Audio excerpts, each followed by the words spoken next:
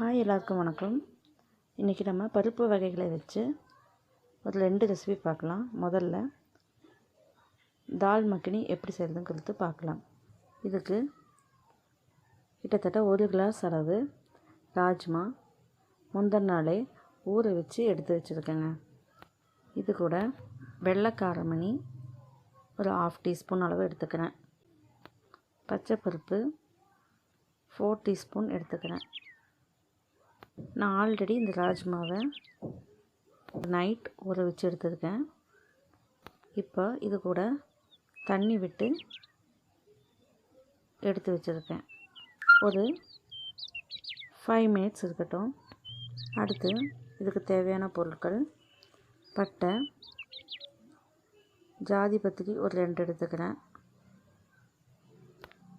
லவங்கம் 2 அல்லது 3 அளவு எடுத்து வச்சுருக்கேன்.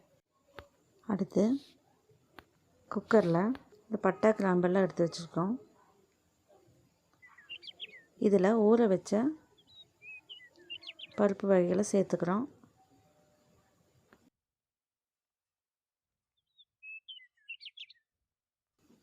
தோல் கிரேவியில் தனியாக நிற்கும்.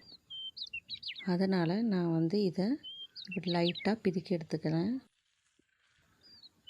எல்லா ராஜ்மாலையும் எடுக்காமல் முக்கால்வாசி ராஜ்மாவில் தோலெல்லாம் ரிமூவ் பண்ணி இந்த தோலை வேஸ்ட் பண்ணாமல் திருப்பி நான் ரீயூஸ் பண்ண போகிறேன். அது எப்படின்னு நான் சொல்கிறேன் கடைசியில். இது கூட ஒரு 10 அல்லது 15 சின்ன வெங்காயத்தை முழுசாகவே நான் போட்டுக்கிறேன். 2 மீடியம் சைஸ் தக்காளியை சின்னதாக சாப் பண்ணி அதையும் போட்டுக்கிறேன். இதில் தேவையான அளவு தண்ணீர் விட்டு விசில் போட்டுடலாம்.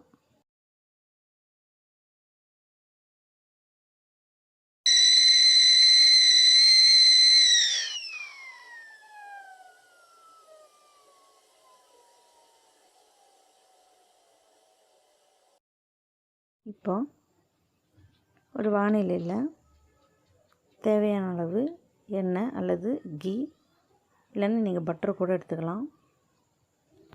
இதில்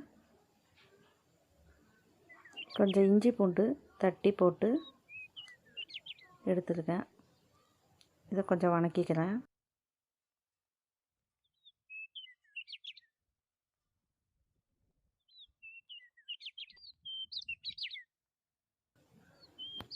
நம்ம வேக வச்ச தாலை இப்போ இதில் கொட்டிக்கலாம்.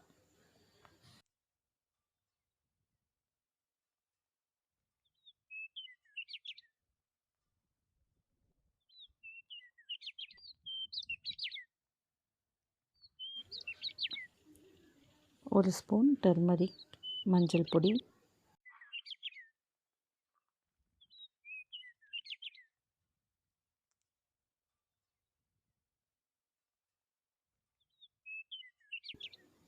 ஒரு டீஸ்பூன் ஜீரகப்பொடி, கிட்டத்தட்ட 2 teaspoon garam masala போட்டுக்கிறேங்க.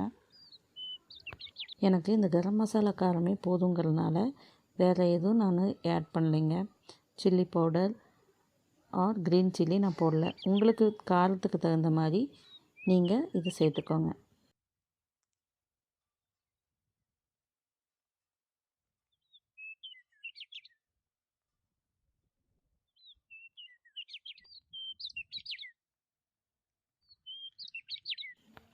One and half teaspoon coriander powder போட்டுக்கிறேன். நீங்கள் பொடியை தால் போடுறதுக்கு முன்னாடி போட்டு வணக்கி கூட எடுக்கலாம்.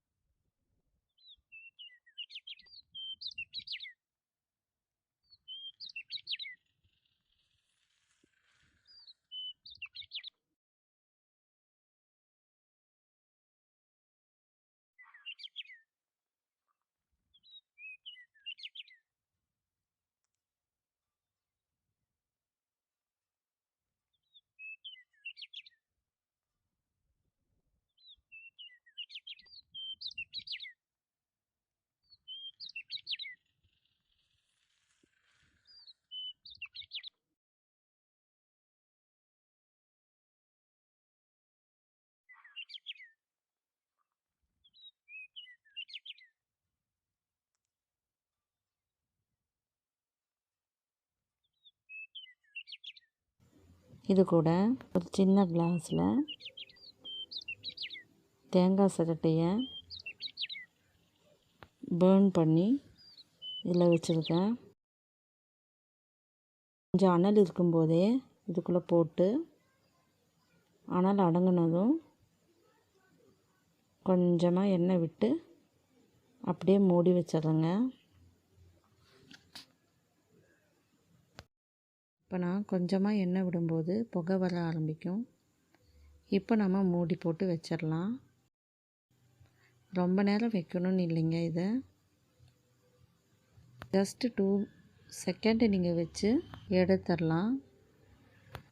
நீங்கள் ரொம்ப நேரம் வைக்கும்போது அந்த பேர்னிங் ஸ்மெல் ரொம்ப ஸ்ட்ராங்காக இறங்கிடும். நமக்கு அந்த அளவுக்கு தேவையில்லை. ஒரு 2 செகண்ட் அளவுக்கு வச்சதும் நீங்கள் எடுத்துடலாம். அவ்வளவுதான். நமக்கு இந்த கறி இப்போ ரெடி ஆயிடுச்சு. இது கூட நீங்கள் ஃப்ரெஷ் க்ரீம் ஒரு பட்டர் சேர்த்து இறக்கி சப்பாத்தி கூட நீங்கள் இது பரிமாறலாம். ரொம்ப நல்லாயிருக்கும். இது ட்ரை பண்ணி பார்த்துட்டு எனக்கு கமெண்டில் எப்படி இருந்ததுன்னு சொல்லுங்கள். நாம் கிட்டத்தட்ட ஒரு கை அளவு பருப்பு போட்டாலே அது 4 பேர் சாப்பிட்ற அளவுக்கு வந்துடுங்க. ஸோ நம்ம கொஞ்சம் ஜாஸ்தியாக போட்டுட்டோம்னா மீதி இருக்கிறத நம்ம இப்படி முளை கட்டி வச்சு இதை அடமாவை யூஸ் பண்ணலாம். பாருங்கள், இப்போ நான் அடமாவு ரெடி பண்ணிட்டேன்.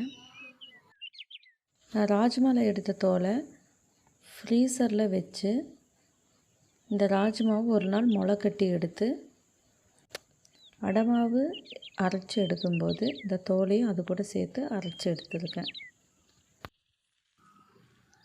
இதை பற்றின டீட்டெயிலான வீடியோ உங்களுக்கு நான் கூடிய விரைவிலேயே அப்லோட் பண்ணுறேன். உங்களுக்கு இந்த வீடியோ ரொம்ப ஹெல்ப்ஃபுல்லாக இருந்துச்சுன்னா லைக் பண்ணுங்கள், ஷேர் பண்ணுங்கள், சப்ஸ்கிரைப் பண்ணுங்கள். பாய்.